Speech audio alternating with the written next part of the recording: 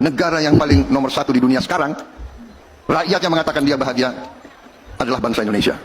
Di NTT, Anda tahu berita itu. Anak umur 10 tahun memilih bunuh diri. Sebagai pemerintah kita gagal urus warga negara kalau model begini. Malu saya sebagai gubernur model ini. Karena kami telah memilih orang-orang buta untuk memimpin NTT ini.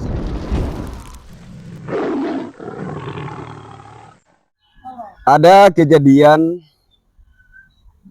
seorang bocah kelas 4 SD di Kabupaten Ngada, Flores,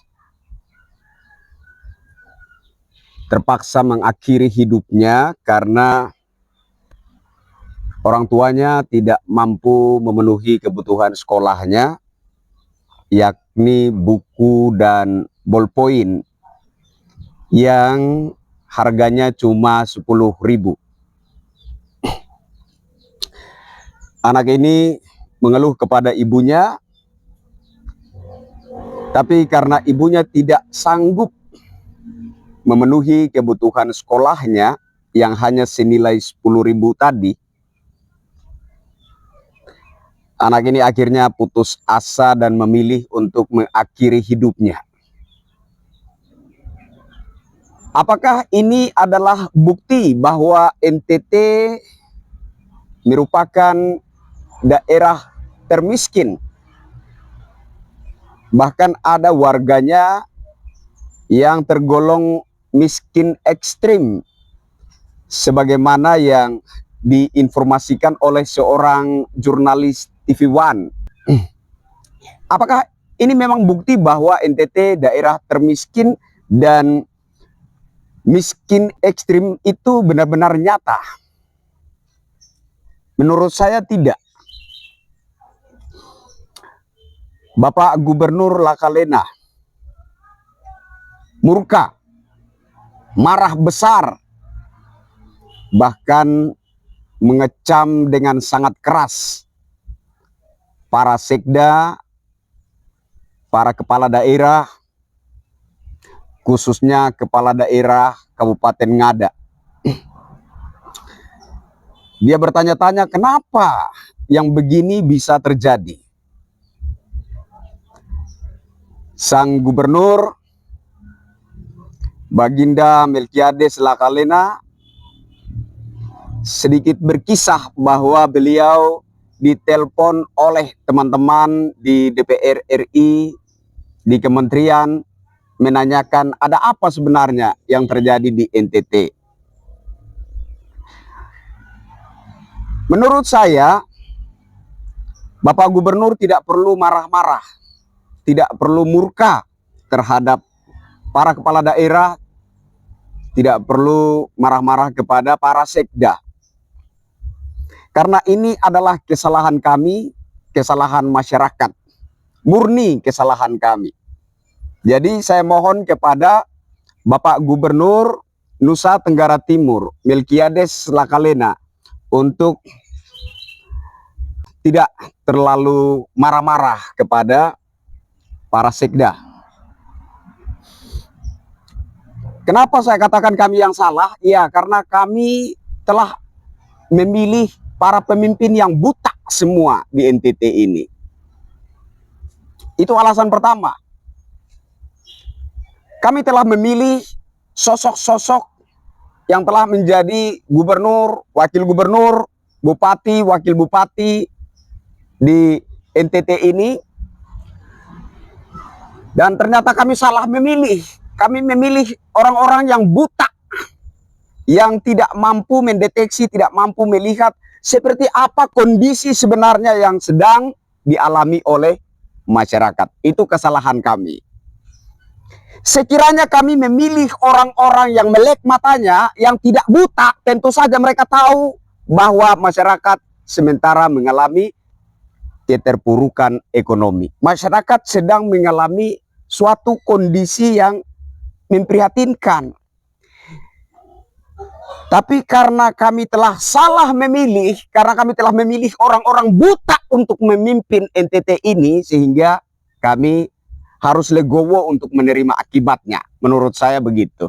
Itu alasan pertama. Alasan kedua, Kenapa saya katakan Bapak Gubernur Baginda Melkiades Lakalena tidak perlu marah-marah? Karena situasi ini bukan hanya ada di Kabupaten Ngada Flores. Di sekitar kantor Gubernur NTT juga ada. Hanya itu tadi yang saya sebut di poin pertama. Kami telah salah memilih para pemimpin NTT yang buta, sehingga tidak mampu mendeteksi dan melihat kondisi itu. Jadi, Baginda Tuan Gubernur Melkiades Lakalena, saya mohon maaf sebesar-besarnya. Anda tidak perlu marah-marah, Anda tidak perlu gusar, tidak perlu murka terhadap kepala daerah, terhadap Bupati Ngada, terhadap para sekda. Anda tidak perlu marah-marah. Kami yang salah karena telah memilih kalian yang buta semua.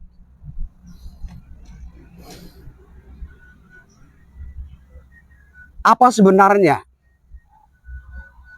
gunanya kita punya pemimpin, kita punya presiden, kita punya para menteri, kita punya para wakil di DPR, kita punya para bupati, wali kota?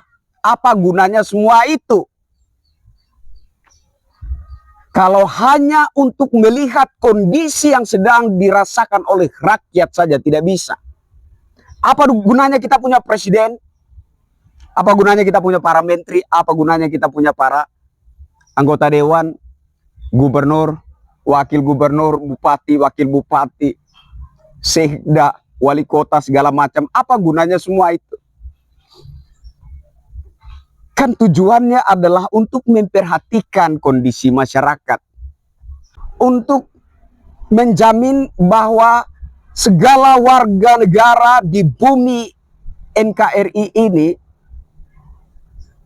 bisa mendapatkan hak-hak hidup yang layak, hak-hak hidup mendasar. Kan itu tujuannya kita punya pemimpin.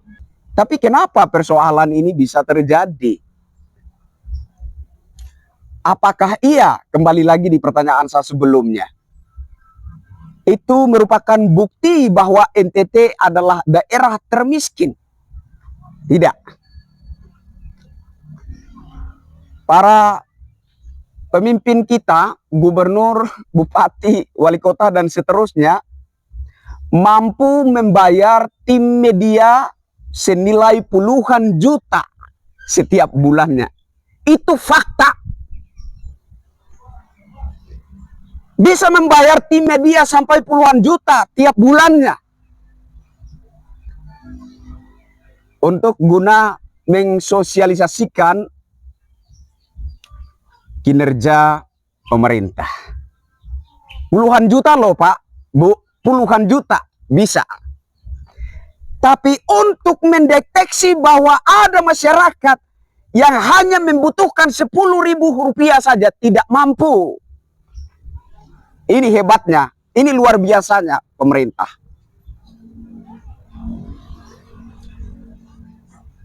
Terakhir saya kepengen menyampaikan pesan saya kepada Bapak Presiden Republik Indonesia Jenderal Prabowo Subianto. Bapak,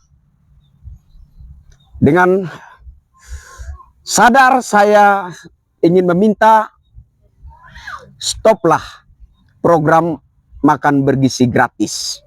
Karena tidak benar semua ini. Itu permohonan saya untuk Bapak Presiden. Stop program makan bergizi gratis. Sebelum ada program makan bergizi gratis, tidak pernah kedengaran ada yang mati kelaparan. Karena tidak adanya makan bergizi gratis yang diprogramkan oleh pemerintah pusat. Saya nggak pernah mendengar ada siswa yang mati kelaparan di sekolah. Tapi yang terjadi hari ini adalah kenyataan bahwa ada seorang bocah kelas 4 SD terpaksa memilih mengakhiri hidupnya karena orang tuanya tidak mampu memenuhi kebutuhan sekolahnya, yang ternyata itu hanyalah buku dan bolpoin senilai Rp10.000. Bapak Presiden, hormat Jenderal, Saya Kristianto Yen Oni, aktivis, pemerhati bangsa, pemerhati masyarakat. Saya minta dengan hormat, dengan segala kerendahan hati, mohon agar makan bergizi gratis dihentikan, stop. Dan perhatikanlah kebutuhan-kebutuhan yang lebih urgen yang ada di masyarakat. Perhatikanlah kebutuhan para siswa-siswi. Mungkin yang lebih dibutuhkan anak-anak bangsa yang ada di pelosok-pelosok negeri ini adalah kebutuhan sekolahnya. Buku, ballpoint, bahkan ruang kelas, ruang belajar yang layak, itu yang lebih dibutuhkan. Awalnya saya mendukung program makan bergizi gratis ini. Tapi dengar-dengar bahwa ada anggaran pendidikan juga akhirnya diserap, tersedot untuk program makan bergizi gratis yang akhirnya kebutuhan sekolah anak-anak bangsa terabaikan. Menurut saya, program makan bergizi gratis bukanlah sebuah program yang efisien. Katanya mempersiapkan generasi emas tanpa nyawa. Apakah begitu? Mau menciptakan generasi emas, tapi nggak bernyawa. Bisakah begitu? Jadi Bapak Presiden, sekali lagi saya mohon agar program makan bergizi gratis ini segera di stop, dihentikan, dan kepada pemerintah untuk lebih fokus lagi memperhatikan kebutuhan-kebutuhan dasar masyarakat, kebutuhan-kebutuhan sekolah anak-anak, agar kejadian semacam ini tidak terulang kembali. Khususnya bagi NTT, kejadian ini merupakan sebuah aib yang sungguh sangat memalukan. Saya tahu kenapa Tuan Gubernur Baginda Melkiades Lakalena begitu marah, begitu gusar, begitu murka dengan kejadian ini. Karena ini sesuatu yang sangat memalukan. Apalagi terjadi di Ngada, Flores. Tuan Gubernur Baginda Melkiades Lakalena berasal dari Flores. Di pusat sana ada juga salah satu orang tua kita yang ketika mengkritisi kebijakan pemerintah itu ngomongnya terlalu besar, mulutnya terlalu lebar. Benika Harman juga berasal dari Flores. Ini adalah suatu kejadian yang sangat memalukan. Bukan hanya Bapak Gubernur saja yang malu. Bukan hanya Bupati Ngada saja yang malu. Segenap warga Nusa Tenggara Timur malu atas kejadian ini. Kita semua malu. Karena ini telah menjadi isu nasional. Dalam beberapa hari meletup menjadi isu nasional. Malu. Dan kita harus menerima lagi opini yang mengatakan NTT daerah termiskin, bahkan miskin ekstrim. Padahal menurut saya NTT tidak semiskin pandangan orang-orang di luar sana. NTT tidak semiskin itu. NTT hanya membutuhkan pemimpin-pemimpin yang melek matanya, yang tidak buta. NTT hanya membutuhkan pemimpin-pemimpin yang PK, pemimpin-pemimpin yang betul-betul punya idealisme, punya panggilan hati untuk memperhatikan masyarakat, dan tidak hanya memikirkan kekuasaannya, tidak hanya memikirkan perutnya, kepentingan pribadinya. NTT hanya membutuhkan sosok-sosok pemimpin yang bisa muncul sebagai bapak bagi segenap warganya, yang punya kemampuan untuk mendeteksi bahkan sampai hal-hal terkecil yang dibutuhkan oleh masyarakat. Hanya itu menurut saya. Jadi NTT bukan daerah termiskin. NTT hanya membutuhkan para pemimpin yang tidak buta. Hanya itu. Saya Kristianto Yenoni. Semoga apa yang saya katakan bisa membuat para pemimpin negara ini, para pemimpin provinsi, daerah tersinggung, agar bisa kemudian ada upaya dan langkah-langkah pembenahan yang lebih baik ke depannya. Saya Kristianto Yenoni, salam NKRI.